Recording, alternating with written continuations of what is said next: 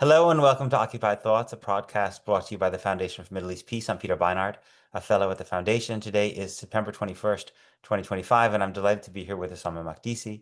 Dr. Ussama Makdisi is Professor of History and Chancellor's Chair at the University of California, Berkeley.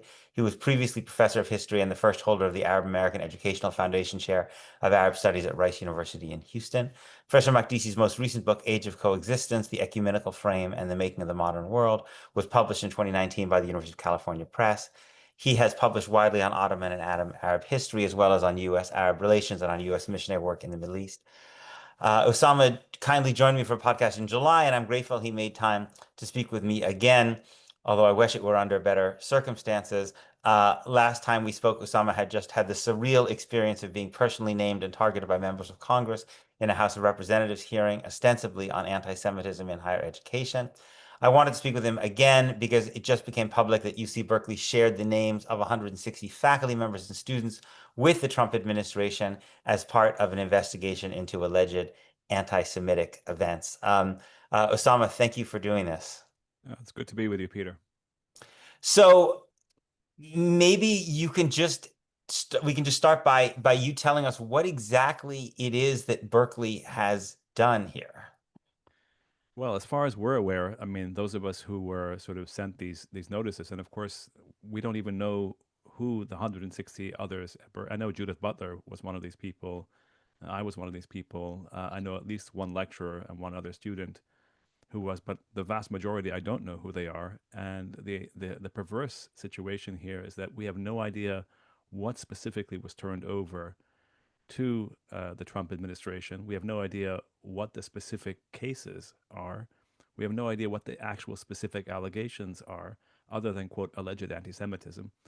We have no idea about anything. We have no way of defending ourselves. We have no way of knowing what's going to happen. We have no way of responding, really, other than in the way that we're doing, just in terms of trying to inquire and trying to figure out. It is such a breathtaking, I think Judith put it correctly, it is a breathtaking and staggering um, the Orwellian, Kafkaesque situation that we find ourselves in. Do we know anything about, do you know anything about why the Trump administration wanted these records? Well, as far as I'm aware, and I could be wrong, Mm. my understanding is that there was an agreement between the UC, the entirety of the UC, not just Berkeley, but the University of California system, or the Office of the President, if I'm not mistaken, and the Biden administration in December 2024 to cooperate into investigations, not just into anti-Semitism, but into also Islamophobia, into anti-Palestinian racism, into anti-Arab racism, if I'm not mistaken. But these all have to be verified. All this information has to be verified and double-checked. And but again, I'm not a legal expert, but I still find it astonishing that it's not it's that all these files have been turned over, and we still have no idea what it is that we are implicated in specifically. Mm. And then I think the Trump administration, of course, as far as everyone can see, doesn't seem to be concerned whatsoever with Islamophobia or with anti-Palestinian racism, and of course has weaponized claims of anti-Semitism to crack down on higher education and to bully institutions across this country. And that's where we are right now. And of course, we've seen on the East Coast as well as in the West Coast as well as across this country, institutions have, beginning with Columbia, infamously, have capitulated time and again. And has the Berkeley administration explained why they went along with this? They claim they're obeying law. Again, I'm not a legal expert, Yeah, yeah. and it's not my, I'm sure there are all sorts of people looking into this to see what exactly, remedies are, and we'll see how this develops at this point. But they, of course, claim that they are obeying law and that they are committed to transparency, even though we have no idea, again, what it is specifically that and we're not shown these files. We have no idea what's in these files. And have you been contacted by the Trump administration itself that No, people said no. I about? mean, we're not. I mean, to be clear, as far as I'm aware, it's the University of California is under investigation, alleged, Hmm. for alleged Okay. violations of Title VI of I the. see. So maybe they want to use these files to then maybe claim that there's this pattern of whatever That's anti-Semitism they can use to justify taking $3 trillion away from the university We're California going or to find something. out. Yeah. Yeah, We've already seen the pattern. The pattern has sort of revealed itself time and again across the country. So yeah. that's where it is. And how has this changed the climate for, would you say, for faculty and students now? I mean, we're 9 months in. I mean, obviously, this began in the Biden administration, but has accelerated and taken different forms under the Trump administration. How is it for you? What is for your sense? How has it changed at a place at Berkeley, for instance? How has it changed the climate first for faculty and students, especially those who deal with Palestine and Israel? We're going to find out, of course. It's to be Mm, seen, to be determined at this point. It's and we when UC finally comes to an agreement with the Trump mm. administration, we'll Yeah, find out what the yeah, parameters are. Will it be like Columbia? Will it be like yeah, Brown?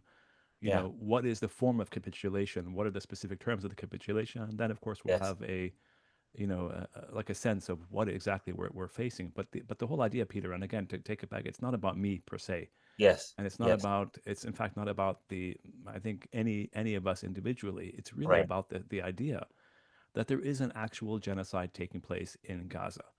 And this is what is so sort of Orwellian in this moment. And this is what everybody should be focusing on: the depravity in Gaza, the extraordinary calamity that has taken place, that has been allowed to take place, the starvation of millions of people, what is going on in the West Bank, the pogroms in the West Bank, the Israeli system of apartheid, the entire system backed by the official West. This is really, and then at the same time, the sort of the crackdown on freedom, on academic freedom, the crackdown on freedom of speech, the crackdown on freedom of assembly, across in many different places in England, in Germany, here in the U.S. I think that is really what is so stunning, and that I'm sure future historians, at least ethical historians, because we know that they're historians of all kinds, but ethical historians and ethical individuals, frankly, in the future, are going to look back at this moment and say, how on earth did all this unfold and happen? That in the midst of a genocide, the people, including, of course, as you know, and Peter, we've discussed this several times, Jewish students, but not just Jewish students, Muslim students, Jewish students, Christian students, Buddhist students, yes, Hindus, all sorts of students of all sort of backgrounds and ethnicities and faiths. They've all been involved in these extraordinary protests, right, and like demanding an end to genocide. right, And the idea that the call to end genocide, or the right, call to equality, right, and the call for Palestinian freedom is somehow construed and framed right, as right, anti-Semitism, that is right. what is so disturbing about this moment. Yes, I mean, I think you're exactly right.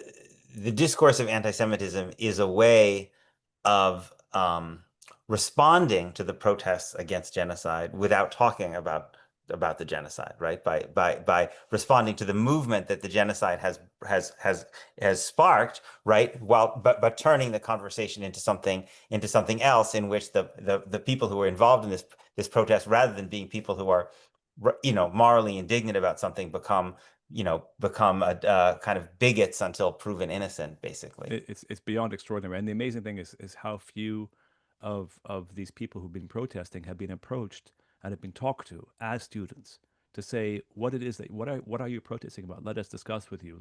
Right. Let us understand what you're what you're saying. Why do you say this as opposed to this? What moves you? No, they've just been framed time and again, time and again, time and again, and oftentimes by people who have extraordinarily more institutional power than they do. Yes. Yes. Yes. Yes. No. And it's also, I mean, one of the things I find so remarkable at this moment is that it seems that this goes, from starting on October 7th and still, and particularly since the Trump administration, it often seems the people who are actually showing the most courage are the people who have the most to lose, whereas Yeah. people in positions of authority who could lose their jobs, but okay, but would still have a lot to fall back on, even if they did lose their jobs. I mean, I can't, I mean, I don't understand why any of these university presidents can't step back from this moment and think, I could lose my job, but if I lose my job in a condition in which I make a statement, a moral statement, I will be a footnote in history written by ethical historians about someone who did the right thing. Whereas now I'm going to be a footnote that my grandkids are gonna wince when they read these historical books, and it's not even gonna work because the Trump administration is gonna do whatever the hell they're gonna do to us anyway, right? So, and yet, almost without exception, this seems to be the way that people in these positions respond. I mean, I guess I'm less surprised of it when it's the head of Disney, but I think I naively would have thought that the head of academic institutions might have behaved a little differently. Well, I mean, the tone was set by Colombia. I mean, Yeah, the tone was set by Colombia, I mean, quite clearly.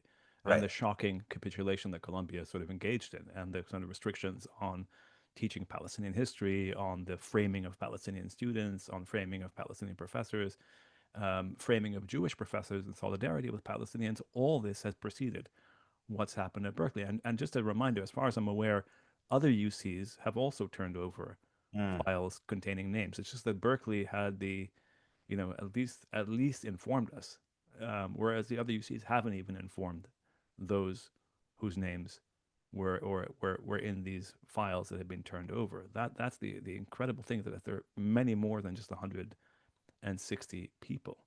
So yes, if you and the idea again, but I can't speak again, as I've said many yeah, times. I don't speak for the administration. I don't speak for right. any of these people. They ultimately have to speak for themselves. Yeah.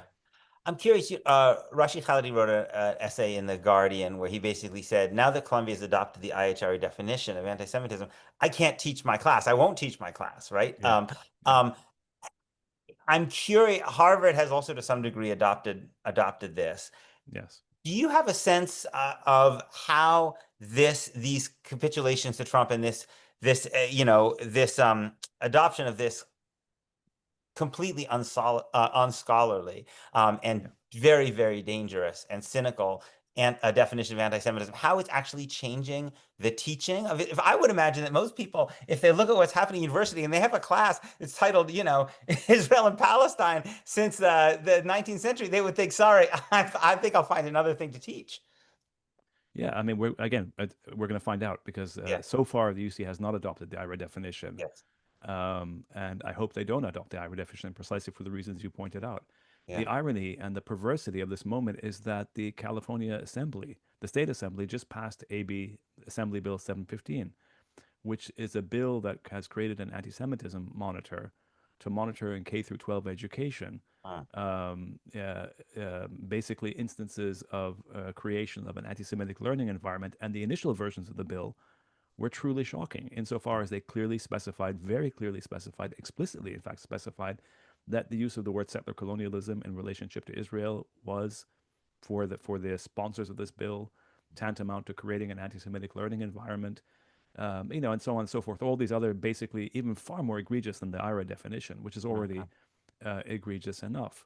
And of course, what we see time and again is that, having lost the ethical argument, having lost the intellectual argument, having lost the archival argument, having lost the historical argument, because in the end, the Palestinian point of view, quite frankly, is that we were there, we were on our land, we were expelled from our lands in what historians refer to as the Nakba of 1948. And we have rights and we're people and we deserve freedom. And it's very basic. It's not a very elaborate sort of argument, but it's a very basic human argument centered in the idea of belonging to a place from which we have been expelled. And whereas the Zionist argument begins with these extraordinary sort of claims, a land without a people for a people without a land, and from then on, sort of, all these other sort of attempts to sort of essentially deny the history of 1948, until Israeli historians, when they started going to the Israeli archives, began to dismantle and challenge these. I mean, Palestinians, of course, have challenged these myths, but right. because they're Palestinian, they weren't taken seriously, they weren't listened to, they weren't given authority, they weren't given platforms. But when Israeli scholars started looking into this history, they started revealing the truth about this. And so students, of over generations have been exposed more and more to the reality. And like most issues, on virtually every single issue involving basic questions of justice and ethics, most students, can see what's happened and are interested in knowing more about what's happened and want to learn without censorship. And most teachers want to teach without censorship. But because the if I want to call it,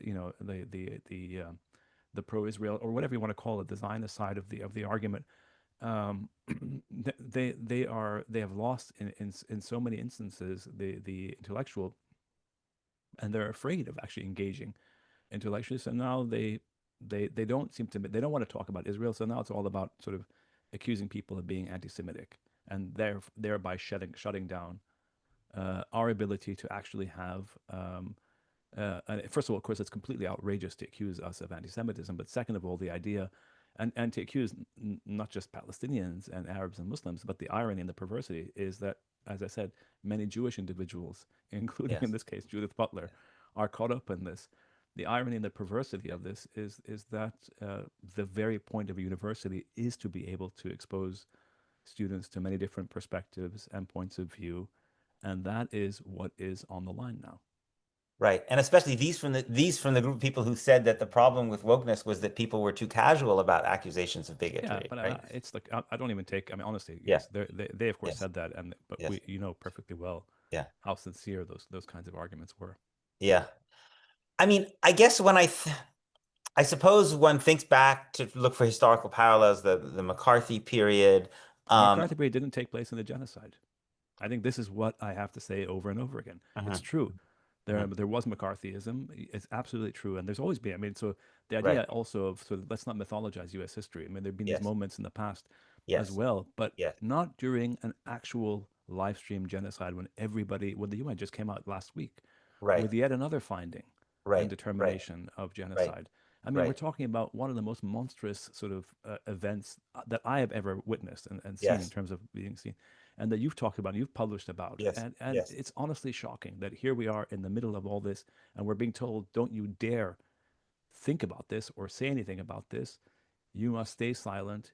You must not open your mouth, and if you do open your mouth, you're going to be accused of all sorts of things to intimidate you and crush your spirit and terrorize you." And that's Yes. where we are. Yes. And how are you going to respond personally in terms of as you think about your teaching and your scholarship? I mean, I'm still in this environment. Yeah, I'm still teaching. I mean, until I'm no longer allowed to teach, I still Mhm, teach in the mhm. sense. And I think this is not, again, it's not about me. Remember, this Yeah. is not just about me. This is about Right. any person. Right. This is about any person, any faculty member, any lecturer, any teacher in this country who wants to teach about whatever subject, and their ability to teach freely without censorship, and the ability of students to be able to learn without censorship and without intimidation. This is what this is all about. Yeah. I mean, how how would you evaluate the response by scholars to this moment of really extraordinary kind of crackdown on freedom of speech and academic freedom? Well, I think people, of course, are shocked and Mhm, scandalized, and it's mhm. outrageous. And of course, Berkeley, it's the fact that Berkeley, with the reputation of Berkeley as being a Right. bastion of free Right. speech, but we also have to remember that Berkeley was a bastion of free speech insofar as students challenged authority Right. and challenged their own administration back in the '60s, Yeah. and often paid a price. And so it's not like U.S. universities, have been always been bastions of freedom as such, but they have been, at least in our lifetimes, they have been places where one could, at some level, discuss certain issues and topics, including, of course, U.S. history. I mean, the whole point is that we discuss many different aspects of U.S. history, Yes. including Yes. slavery and Jim Crow and the genocide of indigenous peoples Yes. Yes. And and that's under attack to McCarthyism. some degree too, right? Of course, it's under Yeah. attack, but not quite. I mean, yes, Mhm. they're related. Yes, the attack Yes. is Yes. is not just about Palestinians or Yeah. teaching Palestinian history, but this Yes. specific form of attack Yes. about sort of weaponizing anti-Semitism in this way is quite chilling. But how it's going to, I mean, Rashid Khalidi, you mentioned earlier, said he's not going to teach his course. He's teaching Yeah. his course, as far as I understand, in a different venue. He's just not teaching it at Columbia. Okay. I That's my see. understanding. Yeah. Okay. I'm sure. Well, sure there'll be a huge demand. I mean, Yeah. look, I know you're an historian, so it's probably not fair to ask you this question, but in terms of when we think about the future of the American university, right? I mean, we know that at Columbia, up until the day they took over Hamilton Hall, they had on their website. They used to have all these websites celebrating the protesters against Vietnam for civil rights against apartheid, right? And um, do you in your is your instinct that we will get to a place in the years to come where universities look back at this as a period of shame and actually celebrate the people who were protesting against a genocide? Or do you think that this could be the kind of this could be the fit part of the destruction of independent universities. So there may not be a return to what these universities were like, 5 years ago, or even 2 or 3 years ago. Yeah, that's an excellent question. Alas, the answer is one, either option one or option two. And I hope to God, will be around, or those people will be around. Teachers and students will be around to think back and write about this moment as a moment of shame, and collective sort of abdication of responsibility, and all the other things we've been discussing, as opposed to everyone being sort of locked up somewhere, or there being some kind of absolutely dystopian future. So yeah, it's a good question. I don't know. I hope to God. I mean, the reason we all do what we do, and Peter, what you do, and what I do, what all of us do collectively, is precisely to stave off as much as possible the dystopian sort of answer. Yeah, yeah. Well, I hope that you can do your teaching and your scholarship. It's because it's really, really important, without harassment and intimidation, and God forbid, even worse. And I really, I don't know how many people are going to watch this who have a radically different perspective than you and I do, but I would say to them, what I say to people in my life, who are, on this question of Israel Palestine all the time with a different perspective. If rather than trying to shut people down, why don't you go and pick up some of Ussama Makdisi's writings and engage with it and see whether you find it convincing and argue with it in your head, right? I mean, As a that's what in a free society people are supposed to do. If you're so confident of your arguments, you have nothing to worry about.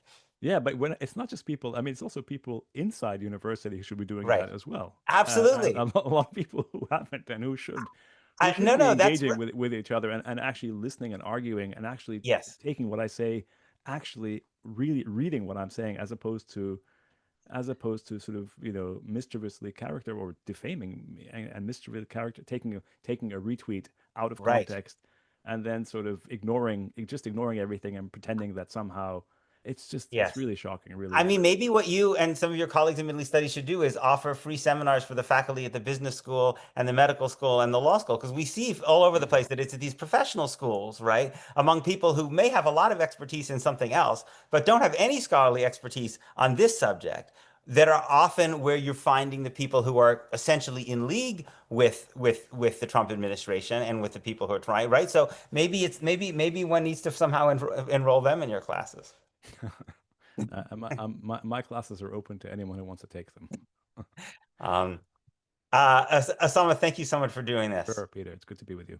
And thank you to our listeners for tuning in to this episode of Occupied Thoughts. Please make sure to check out the FMEP website, fmep.org, for resources related to this podcast and lots of other great content related to Israel Palestine. And please make sure you are subscribed to this podcast to stay up to date. You can find us on iTunes, SoundCloud, or Spotify, and you can also watch video versions of our podcast, including this one on YouTube. And with that, I'm Peter Beinart, signing off until the next episode of FMEP's Occupied Thoughts.